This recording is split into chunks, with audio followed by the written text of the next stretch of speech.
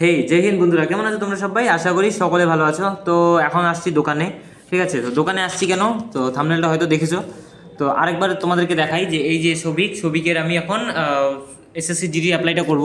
তো যেহেতু আমি কালকেরটা করেছিলাম, তো এখন এরটাও বাকি, কিন্তু এ করে দিবে না এবার এক্সাম। তো এর জন্য এরটা হবে না। তো আরেকজন যে আছে ওরটা আমি করে দিয়েছিলাম। তো তোমাদের অনেকের অনেক ডাউট ছিল এক্সামের ফর্ম ফিল আপ সম্পর্কে। তো সেই সম্পর্কে ধারণাগুলো আমি আস্তে আস্তে তোমাদের সবাইকে ক্লিয়ার করে দিয়েছি। তো এখন তোমাদেরকে আস্তে আস্তে সব দেখাবো যে ও কী কী দিলাম না দিলাম। ঠিক আছে, তো দেখো আমার সামনে মানে এই যে কম্পিউটার রেডি। ঠিক আছে, কম্পিউটার স্ক্রিন। তো আমি সবটাই করছি, হ্যাঁ, তোমাদেরকে এখন সোজাসুজিভাবে দেখাই, তাহলে তোমাদের অনেকটা বুঝতে সুবিধা হবে। তো দেখো আমি শুরু করলাম। ঠিক আছে, এখানে দেখানো তো সব ডিটেলসগুলো একটা একটা করে না দেখানোই ভালো, তাও যতটুকু দেখানো সম্ভব আমি দেখাচ্ছি। ওয়েস্ট বেঙ্গলের যেগুলো সে নর্মালি ওর মাধ্যমিকের পার্সেন্টেজ ছিল এখানে 45%। এখানে পুরোটা উল্লেখ করে দেওয়া আছে।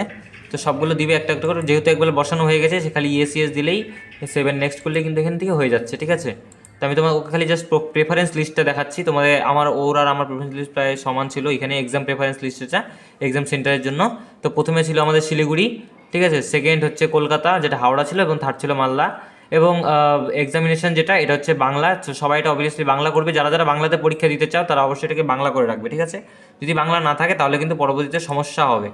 আচ্ছা, এতটুকু অবধি গেল। তারপর তোমাদের যা যা রয়েছে সব দিয়ে দিবে নর্মালি। তো এখানে এই যে পোস্ট প্রেফারেন্সটা দেখতে পাচ্ছ, CAE, এটা একটু তোমরা একটু মিলিয়ে নিও কে কী দিয়েছে। তো আমি জানি যতটুকু যতটুকু নর্মালি থাকে সেটা এই যে হিসাবে দেওয়া এখানে দেখতে পাচ্ছ। এখানে যত যেগুলো আছে এগুলো এই হিসাবে দিয়ে দিয়েছে। ঠিক আছে, তো এই হচ্ছে পোস্ট প্রেফারেন্সটা এখানে ছিল।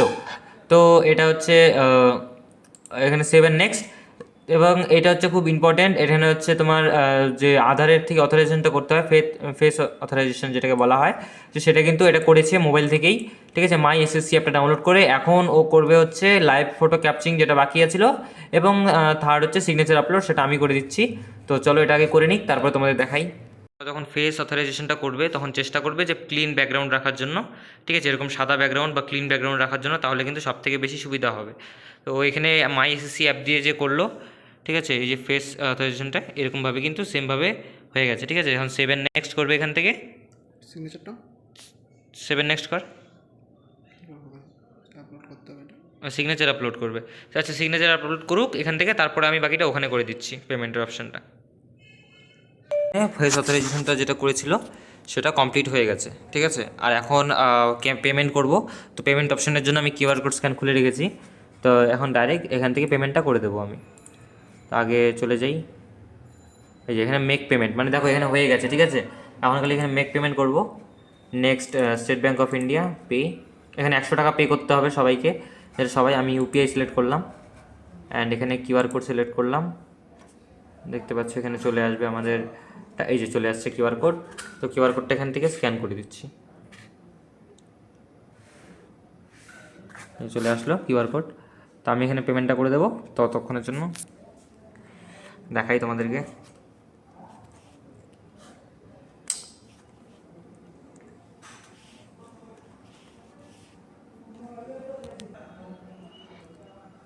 এই দেখো পেমেন্টটা কিন্তু এখানে হয়ে গেছে। ঠিক আছে, এখানে পেমেন্ট হয়ে গেল। এখানে এখন মেইন ইন্টারফেস দেখি এখন এখানে কি দেখায়।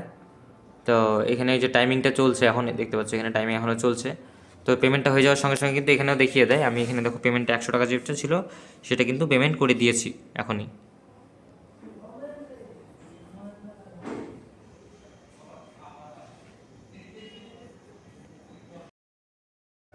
একটা ছোট মপ আপ দিয়ে দিল। ঠিক আছে, এখানে দেখো একটা ছোটো মপ আপ দিয়ে রেখেছে, মার্চেন্ট অনলাইন SBI।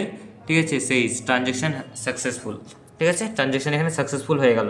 তো এখানে কিন্তু আর কোনো সমস্যা নেই, মানে আমাদের কিন্তু ফুলফিলভাবে হয়ে গেছে। ঠিক আছে, যা ফর্ম ফিল আপ ছিল। এখন যদি তার মধ্যে কোনো ভুল থাকে, পরবর্তী যদি ধরা পড়ে, তাহলে সেই ভুলের কারণে কিন্তু আমাদের আবার নতুন করে করতে হতে পারে। ঠিক আছে, মানে আবার নতুন করে 8 তারিখের পরে কিন্তু আবার এটাকে সংশোধন করতে হবে, যদি এখন পরে যদি আবার নতুন কোনো ভুল বার হয়।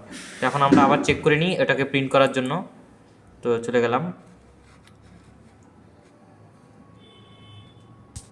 আচ্ছা, ঠিক আছে, এখানে দেখো ডাইরেক্ট যেটা অপশান থাকে সেটা কিন্তু চলে আসছে, যে প্রিন্ট অপশানটা সোজা দিয়ে দিয়েছে, যে এখানে প্রিন্ট করার কথা বলেছে। এখন যদি এটা না হয় তাহলে কিন্তু এখানে অনেকের ফেল দেখায় বা পেন্ডিং দেখায়। ঠিক আছে, অনেক অপশান থাকে, যদি অসুবিধা থাকে সার্ভারের প্রবলেম থাকে। তো এখানে সার্ভারে কোনো প্রবলেম ছিল না, সেই জন্য কিন্তু এখানে ডাইরেক্ট প্রিন্ট অপশন চলে এসেছে, মানে সোজাসুজি হয়ে গেছে। তো এখানে হচ্ছে তার লিস্টটা বেরিয়ে গেল। তো এটা হচ্ছে তার সম্পূর্ণ ডিটেলসটা, যেখানে আমি সম্পূর্ণভাবে দেওয়া আছে। তো তোমরা চেষ্টা করবে যে ফটোটা এরকমভাবে ক্লিন ব্যাকগ্রাউন্ডে রাখার, কারণ ক্লিন ব্যাকগ্রাউন্ড যদি না থাকে তাহলে পরবর্তীতে সমস্যা হবে। তো ভিডিওটা ছিল আজকে এই পর্যন্তই। তো দেখা হচ্ছে নেক্সট ভিডিওতে, খুব তাড়াতাড়ি একটা ভিডিও নিয়ে আসবো আবার। তো এই ভিডিওটাই এই পর্যন্তই শেষ। তো চলো, সবাই ভালো থাকবে, সুস্থ থাকবে, আর সবাই পড়াশোনা চালিয়ে যাও। দেখা হচ্ছে নেক্সট ভিডিওতে।